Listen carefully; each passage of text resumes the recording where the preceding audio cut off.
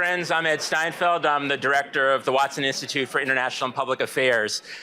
It is so wonderful to see you all and to welcome you here, welcome many of you back to Brown's campus. I especially want to welcome Brown's class of 1969. Thank you for being here, and thank you to the class of 69 for co-sponsoring this really wonderful panel on threats to democracy and rights. There's so much to say about this topic. I'm just taking a so for those of you who need seats, there are still a few seats in the front. So if anybody really wants a seat. There are a couple. Come on down. Seats. So we don't want anyone to have to stand. They don't need There are a few seats around. Yeah. Thanks. Sorry to interrupt. No problem. So again, there's so much to say about this topic, but you don't want to hear me talk about this topic. We're going to have the panelists talk about it. Let me just say briefly how we're going to work this event. So I'm going to ask a few questions of the panel, and they are going to respond. And we'll do that for about maybe 25 minutes or so. And then we're going to open it up to Q&A because we really do want to make this interactive. One of the themes, of course, of education at Brown is it is non-hierarchical and completely interactive. And you'll see that among the panelists themselves who've worked together extensively. Let me briefly introduce the panelists, and then we'll go into the discussion. Kate Shaw, Brown class of 2001, is professor of law at the University of Pennsylvania's Penn Carey Law School. She's a scholar of constitutional law, focusing on issues of executive power, the law of democracy, the Supreme Court, and reproductive rights. Kate had served in the White House counsel's office during the Obama administration, and she had also been a law clerk previous to that to U.S. Supreme Court Justice John Paul Stevens. In addition to publishing across the most prestigious journals in legal academia, Kate, as I'm sure many of you know, is also a co-host of the really terrific Supreme Court podcast, Strict Scrutiny. She's also my sentiments exactly. She's a frequent contributor with ABC News and a contributing opinion writer with the New York Times. Next to Kate is my colleague here at Brown, Brettschneider. He's professor of political science in the Department of Political Science, and he specializes in political theory and constitutional law. Corey's book that's about to come out on July 2nd is entitled The Presidents and the People, 5 Leaders Who Threatened Democracy and the Citizens Who Fought to Defend It. Relevant to today's panel.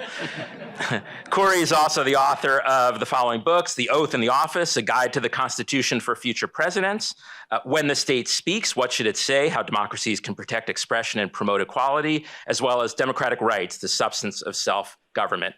Corey publishes pieces, of course, across academia, but also has published pieces recently in the New York Times, Politico, and the Washington Post. Next to Corey is my colleague again from Brown, Wendy Schiller. Wendy is professor of political science and international and public affairs, both in the Department of Political Science and here at the Watson Institute. She directs the Taubman Center for American Politics and Policy here at Watson. And this coming July, she'll become the interim director of the Watson Institute. Wendy specializes on representation in American politics and has authored or co-authored a number of very prominent, renowned books, including Inequality Across State Lines, How Policymakers Have Failed Domestic Violence Victims in the United States, Electing the Senate, Indirect Democracy Before the 17th Amendment, and Partners and Rivals, Representation in U.S. Senate Delegations. Wendy, like the other panelists, also plays a prominent public intellectual role. She's a frequent contributor to NPR, MSNBC, and CNN. What a panel.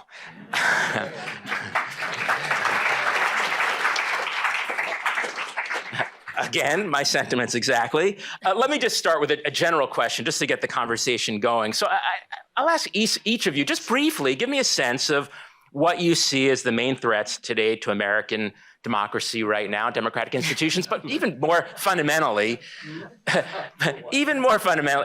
how bad is it, really? Should I be freaking out or not really? Kate? Shall I begin? Well, thank you, Ed. I mean, the second question, how bad is it? I think it's bad. I think it's quite bad. And I think we'll probably all elaborate in different ways on sort of what we're most concerned about. So it's very hard to pick, right, the key threat to American democracy. I'm not going to try to do that. I am going to talk about one institution, and that may be no surprise given what I write and talk a lot about, is the Supreme Court. I think the Supreme Court right now, as presently constituted, as presently comporting itself is a genuine threat to American democracy. And I don't mean because it is deciding and poised to decide in the next few weeks decisions I deeply disagree with, that I think are wrong, misguided, even dangerous. I think all that's right, but that's not why I think the Supreme Court is a threat to American democracy. So let me say a little bit more about why I do think that. So the court right now is not reflective of the American public. It's not necessarily supposed to be, but I think a few kind of key features work together to create an enormous degree of tension right now between majoritarian sort of will and desires and the ability of the public to actually translate preferences into policy and the Supreme Court and what it is willing to permit us to do. So the court, if you look just back at, since basically 1969, I'll give you a little bit of data. Republican presidents have appointed many, many more Supreme Court justices than Democratic presidents, and they've controlled the presidency that Republican Party has for more, but not way, way more years since 1969 than Democrats have. So in that span, there have been 16 justices appointed by Republican presidents and 5 appointed by Democratic presidents. Some of that is chance, right? Luck. Some presidents don't get, Jimmy Carter, a single Supreme Court vacancy. Barack Obama in 8 years appoints 2 Supreme Court justices. And some of it is constitutional hardball, right? So it is not just luck and chance that Donald Trump in a single term appoints 3 Supreme Court justices. Maybe 1, maybe 2 of those appointments are at least sort of suspect in terms of legitimacy, given that Mitch McConnell held open the seat that Justice Antonin Scalia vacated when he died on the court, that Barack Obama nominated Merrick Garland to fill. McConnell, then Majority Leader McConnell, held that seat open for nearly a year until Donald Trump was able to fill it with, over a year by the time the seat was filled, but until the election, and then Donald Trump was able to fill the seat with Neil Gorsuch. Fast forward, right, to the eve of the 2020 election, and after having claimed there was a rule that Supreme Court vacancies should not be filled in an election year, when Justice Ginsburg died in September of that year, Justice Amy Coney Barrett was rushed through, within weeks of the presidential election, really after millions of Americans had already voted. So in some ways, while the election was already underway. So some luck, some chance, some constitutional hardball has led to this real over-representation on the court of appointees of Republican presidents. And we also have on the current court an alignment. We can talk, I'm sure we'll talk more about sort of how this looks in historical perspective, but an alignment between the preferences of the presidents who appoint Supreme Court justices and the votes in nearly all cases of those justices. And that is at least anomalous in the modern era. And I think in some ways that alignment is unprecedented sort of across the sweep of American history. And again, neither of those things, more Republican appointees, more alignment between the preferences of appointing presidents and justices, necessarily amount to a democratic or constitutional kind of crisis. But I think that when you combine that with the way the current conservative supermajority on the court is comporting itself, right, without any real discernible degree of humility or modesty, and the justices reflecting, I think, both, we're a relatively divided polity between Democrats and Republicans, and you don't have that reflected on the court. And again, you don't have, at least as far as I can discern, any real kind of institutional modesty on the part of the Supreme Court. So you have real maximalism in the kinds of decisions that the conservative supermajority is interested in and is rendering. And I want to give just 2 examples. And actually, I'm going to put to the side something I've written a lot about and thought a lot about, and that's Dobbs, right? The case that overturns Roe, which I view as actually a real democracy issue too. But I actually want to talk about 2 other kind of areas or one case and one sort of cluster of cases that I think reflect this fundamental hubris and immodesty on display in the Supreme Court. And one is the cases that kind of go under the banner of what's called the major questions doctrine, which is, it's hard to get people really interested in a doctrine that sounds that boring, but it's so important. So this is I think, truly invented doctrine just over the course of the past maybe 2.5 decades that the court has invented and deployed to strike down really important initiatives of elected officials. So that's what felled this so-called major questions doctrine, an important Obama-era environmental initiative, important efforts to mitigate COVID, right? This mask or vax mandate that the CDC had issued for large employers, and also the Biden student loan forgiveness plan. So all of these were, initiatives taken by federal agencies for late Obama and early Biden, kind of notably, right, Democratic presidencies, and each of them fell to this doctrine that the court basically says when an agency of the executive branch wants to do something we think is big and important and that we don't like. So that's not actually technically part of the doctrine, but I think it's there. We're just going to strike it down because we can. So that's one example. And the other example is the Bruin case, which was decided within a day of Dobbs. Bruin is the gun case that struck down New York's permitting regime for carrying concealed weapons.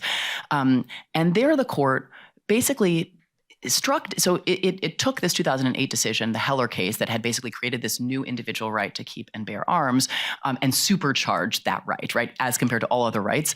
It made it very, very difficult for elected representatives and local and state and federal bodies to meaningfully regulate the exercise of this right, which, if you believe the Constitution protects it, that's, I think, fine. That's we've sort of crossed that kind of Rubicon. We're now in a world where there is a right protected by the Second Amendment that's an individual right, but that doesn't tell us what the scope and limits of that right is. And the court in this Bruin case basically said it's an incredibly expansive right, and it's a right where any regulation of that right is subject to a test that we've really never announced before, deployed before, no one's even really suggested before in any constitutional domain, which is that unless you can find a regulation that is a historical analog to the regulation being challenged, unless you can find a law of yore, either that dates back to the founding or maybe back to the 14th Amendment, unless you can find a historical twin for a regulation you're trying to defend today, that current regulation is unconstitutional.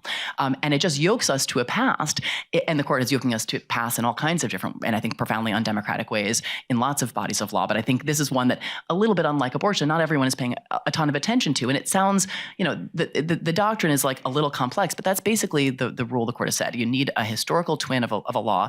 And of course, that's going to mean that any innovative gun law that might actually be effective at stemming the new problem of gun violence and the new deadliness of the guns we have today can't possibly be defended constitutionally, because there's not going to be a regulation that looks like it from the founding era or from 1868. And that's because we didn't have, mass shootings and the kinds of deadly weapons we have today in those eras. And so you didn't need to regulate them in the way we need to regulate them today. Okay, so that's two examples. I could go on, but it seems to me that setting aside another set of cases, or questions, which is the court's role in actual cases involving the regulation of democracy.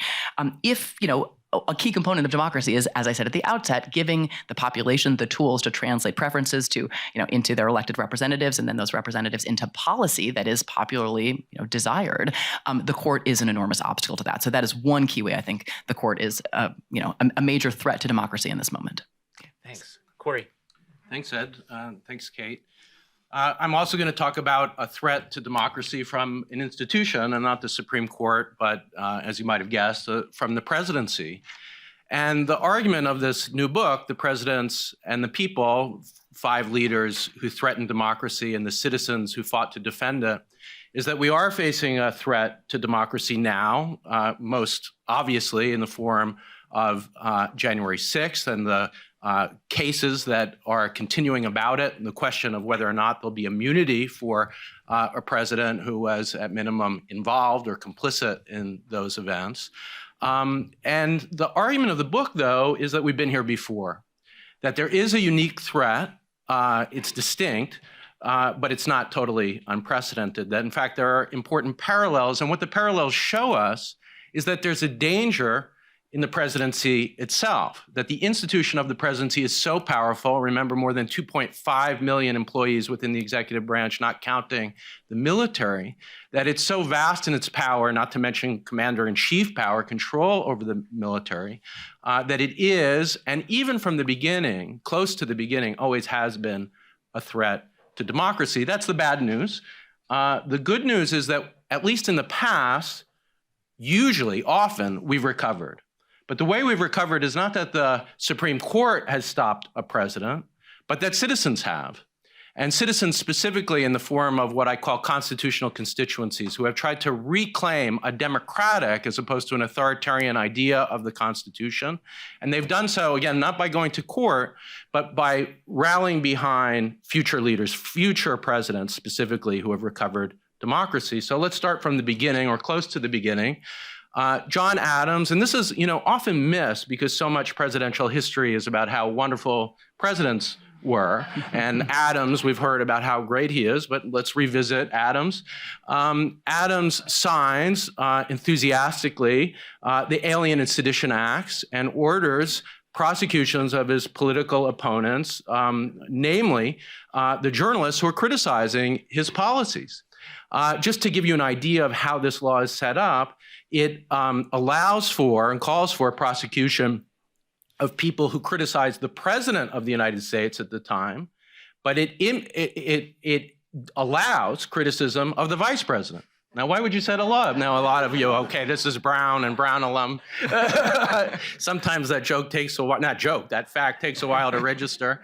Right, of course, the vice president was Thomas Jefferson, a member of the opposition party. The law was designed in a structure to target political opponents, and namely the journalists that were being targeted were not the allies of Adams, they were really the forming the Democratic Republican Party. So, you know, there are way more prosecutions than realized before. A lot of historians have poo-pooed this as a sort of side idea, but the more research that's done, the numbers are vastly greater, well over 100, and they were aimed at shutting down the opposition party. Now, part of the threat comes from the fact not just that Adams did this, but that he had a deep constitutional understanding. This wasn't an uneducated person. He was probably the premier or one of the premier constitutional scholars of his time. And even though the First Amendment had been passed, guaranteeing the freedom of speech, Adams read it in a kind of, well, monarchical way. He thought the president was akin to a constitutional monarch, not an absolute monarch, and that certainly the shutdown of critics of the president, quasi-monarch, was allowable. So the threat comes not just in the action, but in this authoritarian idea of the Constitution. Now, who opposed him? The recovery comes, again, not from the court. In fact, Samuel Chase, the most prominent Supreme Court justice at the time, not only lobbies for the passage of the law, but makes sure that he's sitting on some of the trials to ensure the prosecution and doing things like not allowing a free speech defense. But the editors, including Thomas Cooper, Bakke, fight back. And how do they fight back? They fight back not just by saying what's going on is unjust, but that it violates an idea, a democratic idea of the Constitution. And specifically what these editors do is they try to say the First Amendment isn't just monarchy reprised. It is an idea that we the people are sovereign in this country, an idea that Adams resisted. And they join forces, they make their own trials about a trial of Adams and his authoritarian idea of the Constitution. And they essentially recruit Thomas Jefferson and Madison to this idea of free speech. They make the election of 1800 an election about democracy, an election about free speech. Jefferson's record on free speech is mixed. He's certainly an improvement on Adams. He doesn't allow the Sedition Act to continue. It expires. He doesn't bring it back. There's no federal law. He doesn't speak in favor of it. But really in Madison, you see the idea registering, because in 1812, his own party calls for a new Sedition Act, calls for prosecutions of the opponents, the Federalists, and Madison resists. So the idea wins out. A second one I'll mention, James Buchanan claims that he's going to be neutral in the upcoming Dred Scott case. He's not going to take a position on whether or not Black people are denied rights under the Constitution, whether or not they're denied legal personhood. But secretly, he lobbies the court for the most extreme decision possible. He lobbies the court to say that Black people have no legal personhood under the Constitution. And that's an idea that the court feels empowered to enact in the Dred Scott case, famously. The pushback is obviously not going to come from the court. The court adds to the crisis as before. It comes from citizens. And in particular, the book talks about the wing of abolition that tried to save the Constitution, led by Frederick Douglass. Some abolitionists believe the Constitution was a pact with the devil, like Garrison, but Douglass says the Constitution, its preamble, doesn't say we the white people. It says we the people. This is a thing worth saving. And the book goes on to talk about him lobbying Lincoln, and really Grant is his true ally. The creation of the Department of Justice, the prosecution of the Ku Klux Klan, the passage of the Ku Klux Klan Act. All of these are sort of the realization of ideas that Frederick Douglass is pushing during the Buchanan era. Quickly, the third crisis is one you've heard a little bit about, but I go much deeper, I think, than anyone has before. Woodrow Wilson didn't create segregation, but he certainly nationalized it in the famous re-segregation of the federal government. And I went into Princeton and found his lecture notes, and the lecture notes of his students, which are in these kind of bound books that they librarian preserved. And when you read his idea of the Constitution, segregation isn't just a kind of by-the-way part. It's essential to the idea. The notebooks, for instance, talk about the fact that Wilson thought that the 13th, 14th, and 15th Amendments, abolishing slavery, creating equal protection, and denying discrimination when it comes to the vote, didn't add a single right to the Constitution. And his idea is that what matters is national efficiency. He admires Bismarck and the German model. And what segregation does is ensure efficiency. Integration would create what he calls friction. That's his word. That's the main thing to avoid. You see this word friction again and again. And then as he's president, he's confronted by William Monroe Trotter and Ida B. Wells. He uses this argument. Again, he reprises the idea of friction to resist their calls to integrate the federal government and undo his order of segregation.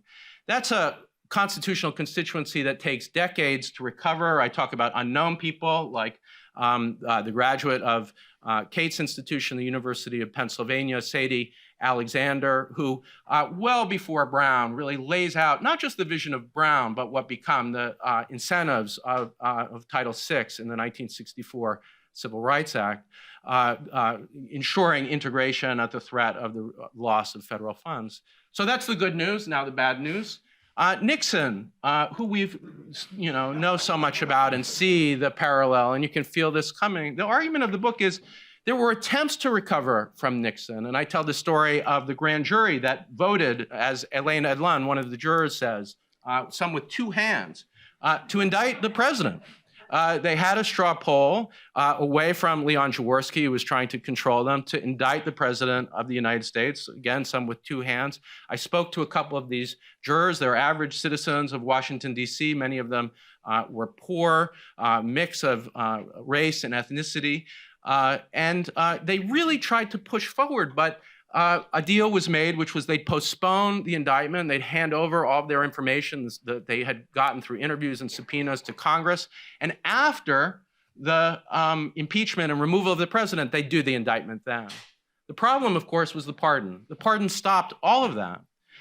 The other problem was that the prosecutors were really in the control of the executive branch. The Saturday Night Massacre showed how much power the president has over his or her own prosecutions. And we saw that again in the Mueller instance, where we've returned really after a brief period away from it to the structure of the Nixon era. Actually, Corey, I have a question about pardons and prosecuting presidents. Could we come back to that in just a moment? Yes. So maybe we'll go to Wendy and then we'll come back to the... I'll say one last sentence, go ahead. which is that unlike those other three instances, we never recovered from Nixon. And that's the danger that we're facing right now.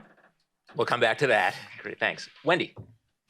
Okay, I'm gonna not take too much time in these remarks and just save them for Q&A. I'm gonna take a very different tack from my colleagues and not think necessarily about institutions and democracy and going back to what the founders expected and thinking about just 2024, what our expectation of this grand experiment is and what the reality for most people's lives are in terms of what they expect from government. And so I have a really just a different sort of perspective, thinking about what has preserved democracy over time. And I think Corey's instincts about people preserving democracy are the right instincts, and thinking about what you as individuals can do if you're feeling frustrated or feeling fearful and thinking, oh, the federal government has so much power. And in the 1960s or 1969, many of you probably actually took your time, energy, put yourself on the line to protest for what you believed in and against particular federal policies or state policies that you opposed. And there were a lot of amazing reforms that came out of the 1960s and 1970s. I've just finished a book on domestic violence and gun laws, but also just women's rights, women's protection. There wasn't even a domestic violence shelter till 1978. The first law that really even dealt with this was 1978 also, domestic violence money from the federal government to support people who are victims, but it wasn't a crime federally until 1994. So that's just one tiny example of what grew out of the women's movement, about the Vietnam protest movements. So, you make an argument that the levers of power, including policing power, military power, restriction of speech, assembly, which are also in the First Amendment as well, are the biggest threats to the capacity to change policy that you don't like. But we've seen America overcome that over and over and over and over again, and also been a model for, more recently around the world, attempts to actually use social mobilization, mass protest to try to fight government policies in other countries. So in that sense, looking for an institutional solution to this, I think, is probably not, you're not going to find anything right now in that, because the founders put together a structure and they knew we'd be plural, we knew, pluralistic and diverse. They did not think we would be equal in any way. Both Madison and Jefferson write extensively about the question of integration and how difficult that will be. So they didn't have that expectation, but they built a government that was fairly small. Presidency was a weak institution. It's the shortest article of the Constitution. And they built a Congress that was supposed to be responsive, 1 per 30,000 people based on the British Parliament. But we, of course, now have 725,000, 730,000 people. That's a lot of people to try to manage as a member of Congress. So the government that they even constructed that would sort of spread out power, make conflict actually visible and active within the institution and make it harder for a single faction to take over.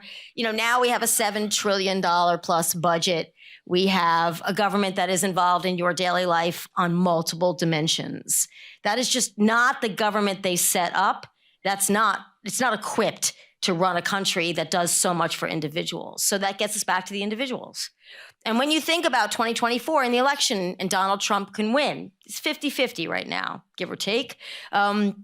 The polls are, I think, a little shaky, but I'm not shaky for Biden. I mean shaky in terms of how their predictive power. But if it's 50-50 and Trump is elected and we focus on Trump and the taking over of the federal government and the court, we're missing, I think, the ingredient that will save democracy, which is, of course, local communities. And if you think about that, I would refer you to Tocqueville. I don't know if anybody read that when you were at Brown. And there's also, Tocqueville has problems also, but the idea that fundamental extra-governmental forces would preserve democracy, right? Communities, religion, which is super important both to the founders and Tocqueville. In the idea that you have community values. A lot of people come to see organized religion as something that can oppress. Obviously, we have a very tumultuous world, and religious wars have cost people lives, and we can acknowledge that. But the idea that you would have some mechanism for shaming, some mechanism for social behavior that would not be government-based, so the government wouldn't have the authority to tell people what to do, that's super important. A relative level of equality in the way you lived your life. You didn't have gross inequality in wealth until the late 1800s. And then now, of course, we have that in spades. The difference is now it's in our face 24/7. So in that sense, there's just a greater sense of frustration. I don't have what I should have. I don't get what I should get. The rich people get everything. There's a sense of frustration, and political parties take advantage of that frustration. And the forces that would like to have a particular type of society, maybe white male dominated, just to throw it out there, they take advantage of that. Right? They're basically convincing people who are not white, male dominated, that if you go their way, things will be smoother and easier. And so I think making sure that we think about things like the core values of education, of community, of tolerance, which was such an important value to the founders and an important value. And I mean tolerance in every way. I mean, Democrats cannot just dismiss Republicans because they like Donald Trump. That's not tolerance. Right? Tolerance is a fundamental key of survival for this democracy. And it's tolerating not the people you love, but the people that you don't like to hear what they have to say. And despite all of the institutional weight of power, we have advanced remarkably since Richard Nixon in almost every barometer in this society.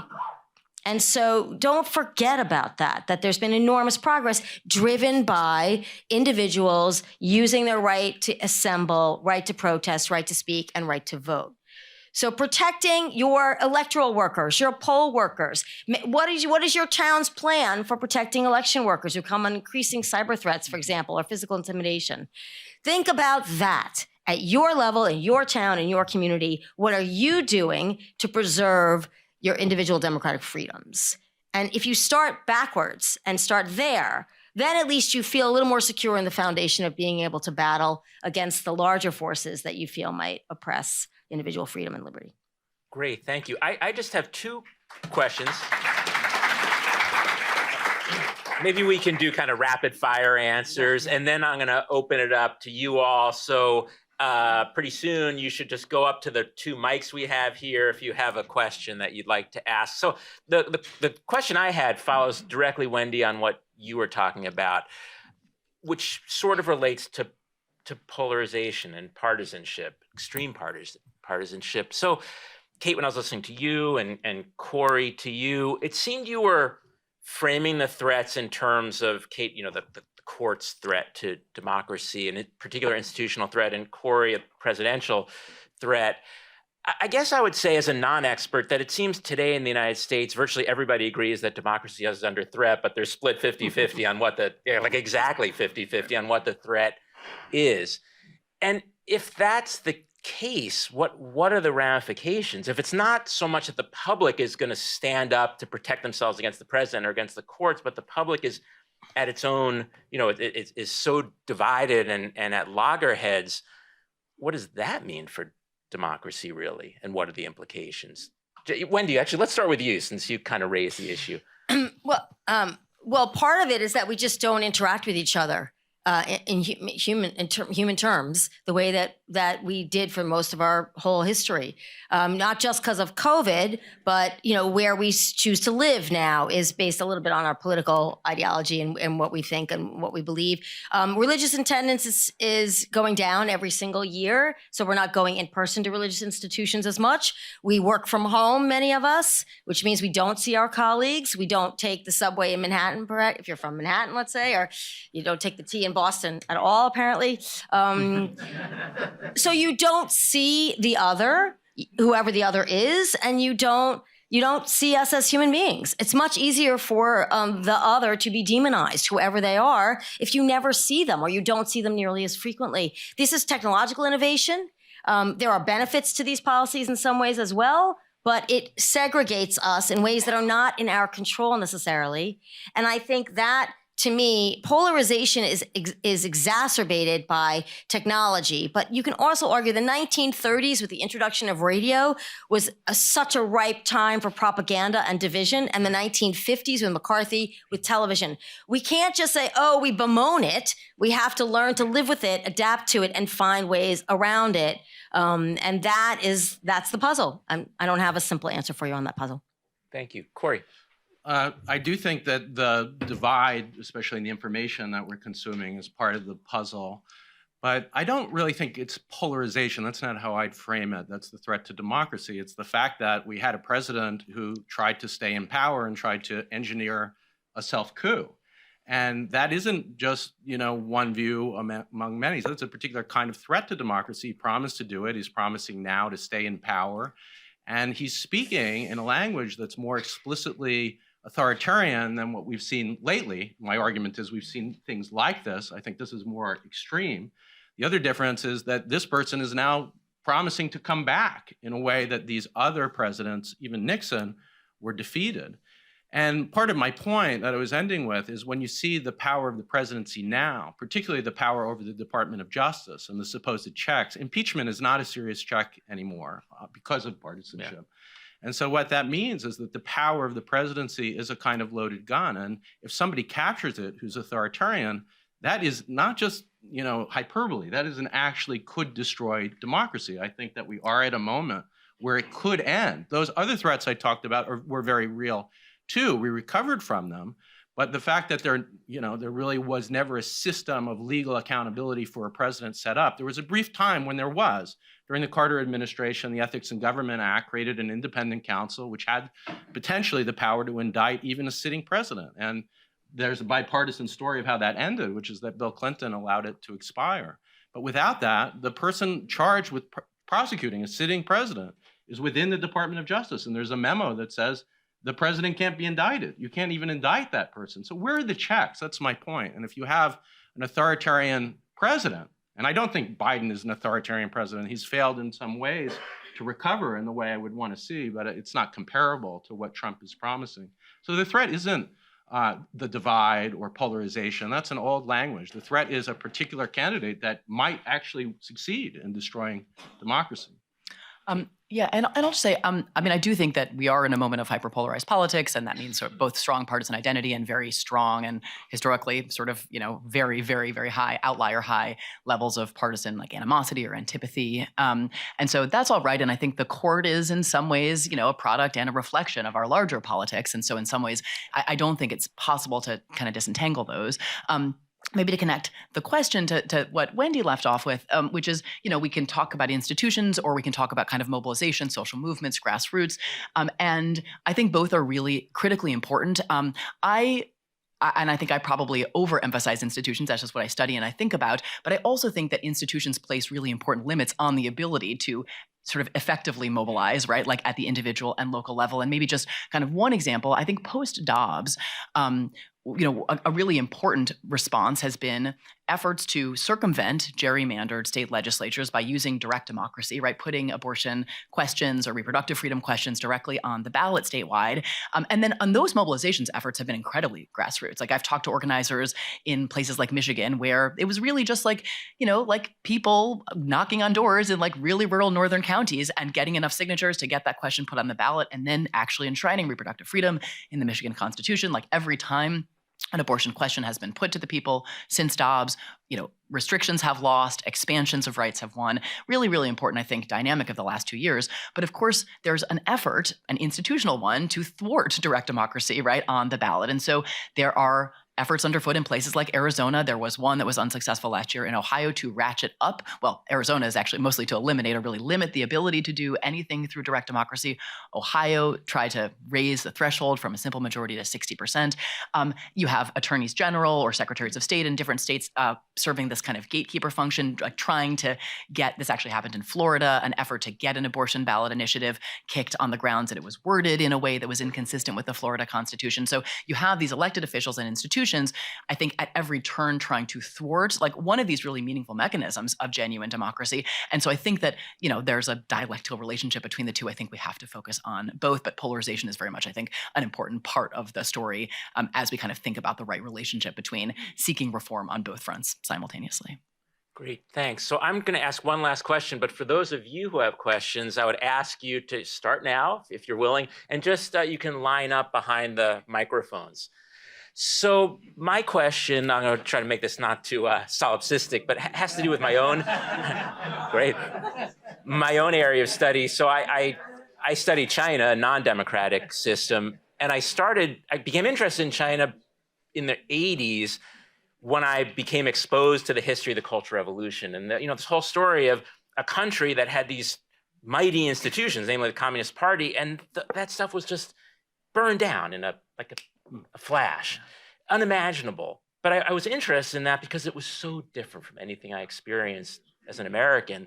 And now it's feeling like, oh my goodness, wait, maybe we are much more vulnerable in this country than I had ever imagined. So that's just a prelude to a question about prosecuting a president or a former president. And I'm trying to remove this from Donald Trump and trying to remove from the extremes of, if a president tries to use the military to assassinate his opponents.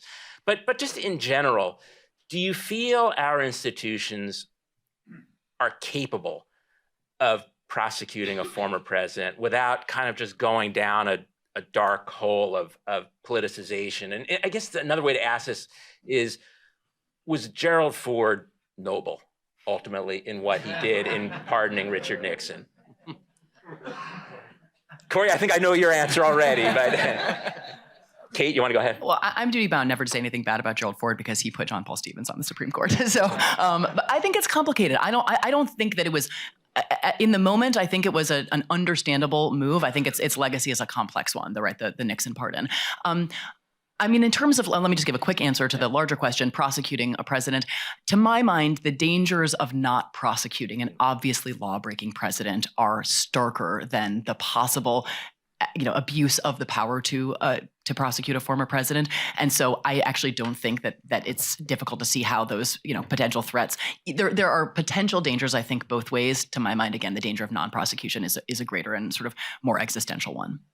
Thanks. Yeah, I mean, this is what the end of the book is about, is the pardon and why it was a mistake, and the story in particular of how the pardon undermined the soon-to-happen indictment of Richard Nixon. That's what my argument is. That was the context in which it was carried out. And in fact, when Jaworski found out, you'll see this in the book, that the grand jury was about to indict, and that had been the promise, that when he stepped down, they would go forward with that two-hands vote. There was a meeting with Philip Lacavara, who is one of my main sources for the book, who was his counsel and is still alive, and they discussed what to do. And one thought was, well, if the pardon comes, that's going to upend. If there's an indictment and then a pardon, that's going to be a real problem. So anyway, Jaworski made the proposal to Lacavara that he would go and meet with Al Haig, who was for a short time the chief of staff then to Ford. And we don't know what happened in the meeting, but Lacavara suspects, and the context is possible, that he tipped him off that the indictment was coming, and the pardon came very soon after that. So what does it show? I mean, Lacavara resigned. He was so incensed at this worry that this was the sort of thing that happened. But it allowed Nixon, as many predicted on the grand jury, as Lacavara predicted, this was his argument to Jaworski to why they had to move forward, to become a statesman, to regain respectability, rather than do what Kate said, which is to serve as a deterrent example to a president who is so law-breaking. And it wasn't just Watergate, for those of you who know the details of Nixon. It was the attempt to shut down Daniel Ellsberg, to incapacitate him, the psychiatrist's office, crime after crime. The plumbers unit was a criminal organization. And he got away with it. And now we have another moment in which Trump's view is that Nixon didn't fight hard enough. And that, to me, is the real threat to democracy. Thanks. Wendy. I know there's some people waiting to ask questions. So I'll just say, I'm not going to weigh in on this particular sort of historical fight about the Nixon pardon. I would look at governors. If you want to think about what you might want this executive situation to look like, think about the Louisiana governor, not the Democrat who just lost, but he went to jail for corruption after he was governor. New York State, those of us who are New Yorkers or former New Yorkers, bunch of governors who resign.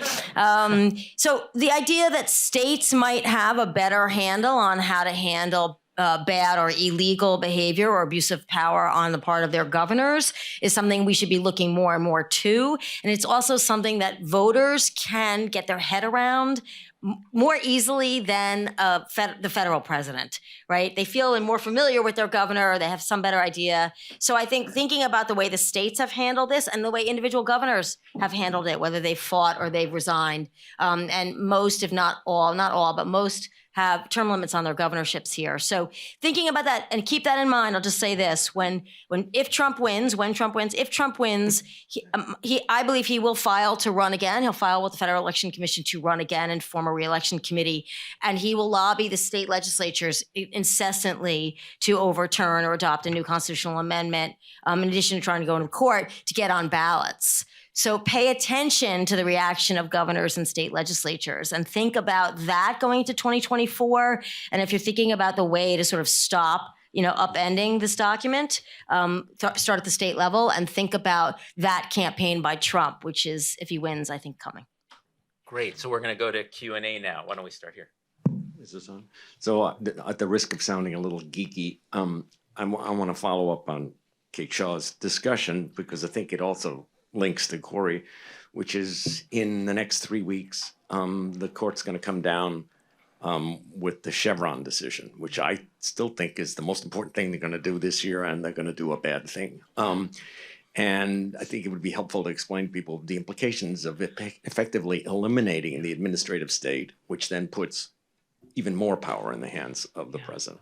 Yeah, I'll be brief. So the court has a low profile but enormously important case regarding I don't know if I would say the future of the administrative state, but the most important doctrine in administrative law that relates to administrative agencies is the Chevron doctrine. It's a case from 1984 that my former boss wrote that just basically says if there's a statute that has some ambiguity or some gaps in it, it's agencies and not courts who should in the first instance be filling those gaps.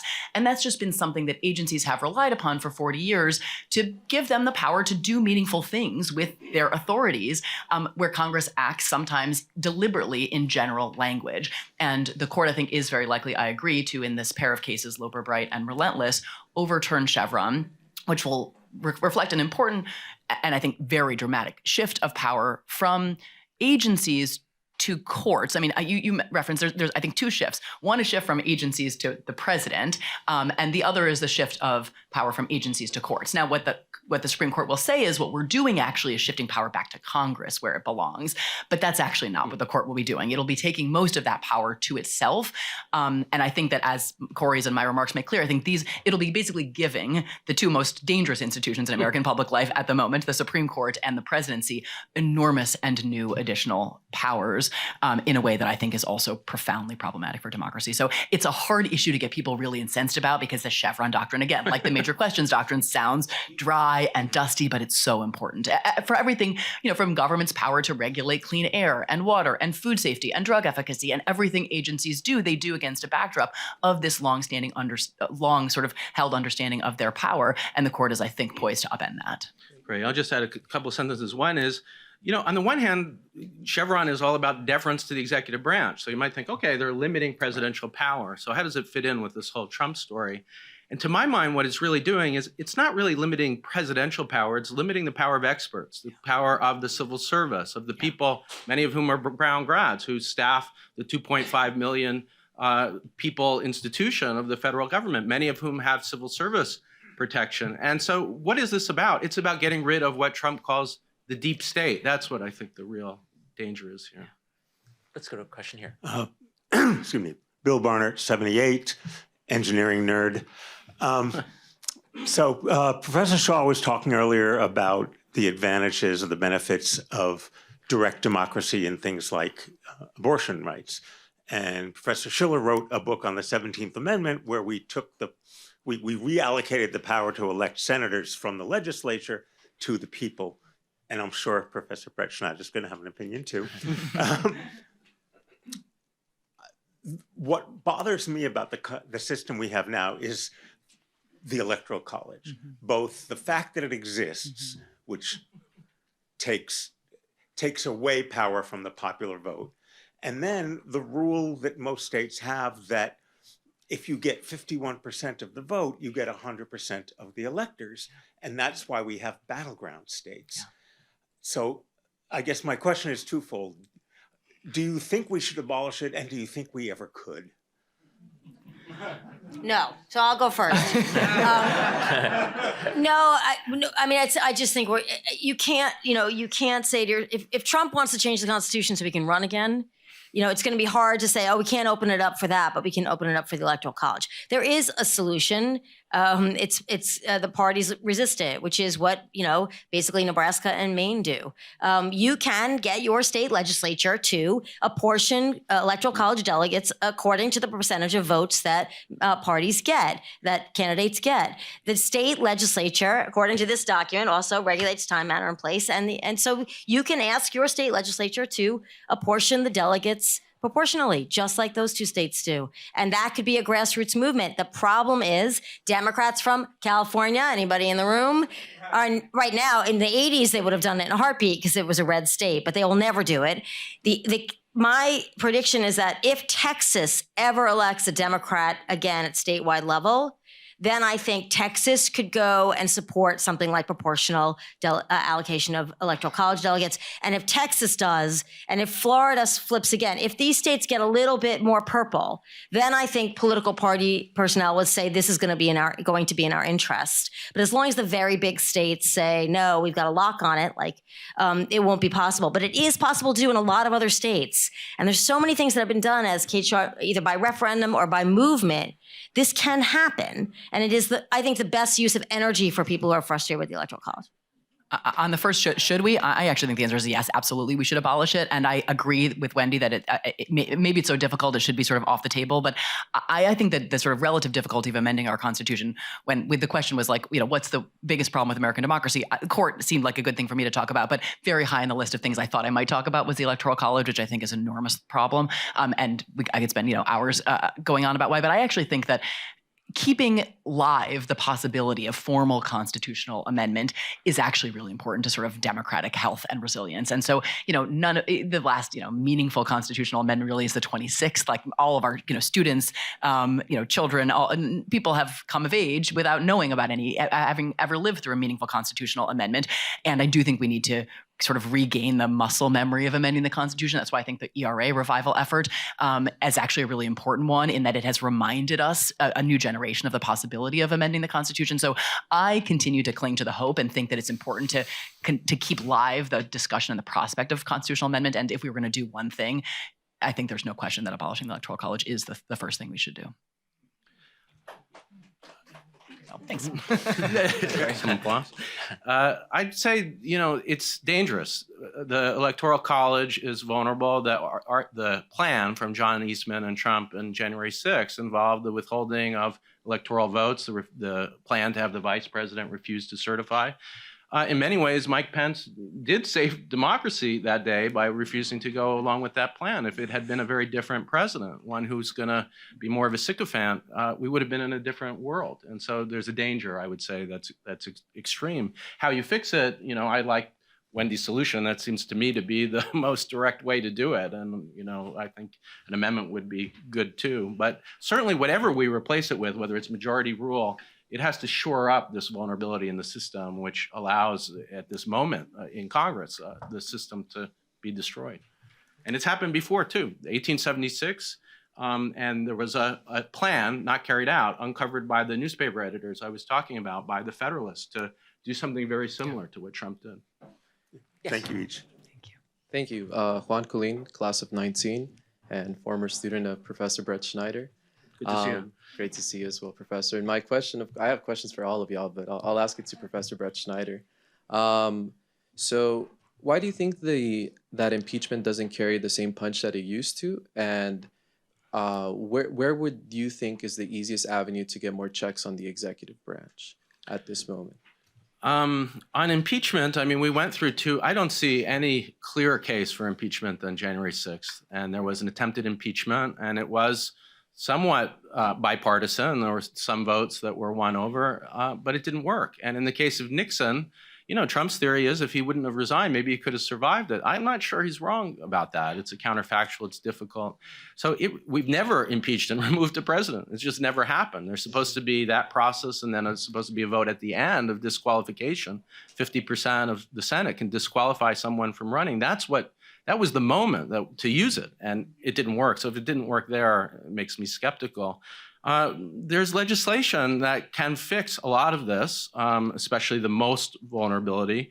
I'm a fan of bringing back some version, and Kate and I have discussed this at length, of the old independent counsel law that was signed by Carter. It was originally called the Protect Grand Jury Act, after the grand jury that I talked about, and it would ensure that the person charged with charging the president with a crime and investigating crime could not be fired. And the way I would write it is it would also give that person explicit power, as Ken Starr, by the way, argued he had, to indict a sitting president. And is that a fix for all the problems we're talking about? No, but it's the most direct fix to the idea that you could be a criminal and hold the highest office in the land and get away with it. In the interest of time, let's go to the next question. Yeah. Yes, thank you. I'm Lisa Koteen-Gerchik from the class of 74. And in a sense, I'm not going to pose these as questions, but I would like you to respond to them. One is that I'm actually an election official myself. I'm chair of my county's electoral board and have been a poll worker and an observer and have served pretty much all of those roles. And there are two things that concern me. One is you haven't really spoken that much about the legislative branch. To me, one of the major threats to democracy is gerrymandering. And I would like your comments on that if you have a few minutes. as an election official, I would say that something that is of topmost importance to those of us who work in elections is a great fear of mis and disinformation, and the deep fakes that we're seeing, the misinformation spread by AI, which is really shocking how accurate that is and how indistinguishable from reality, is that people really don't know what the facts are these days. That to me is a fundamental threat to democracy, is not knowing what's real and what isn't. Thank you. Since we just have 3 minutes left, why don't we use those great questions as kind of a final pass through the panel? And, the conversation can continue, will continue. We have breakfast just outside, so great. Why don't we go ahead? Oh yeah, Wendy? Go. That's a whole nother commencement forum. Yeah, it really is, literally.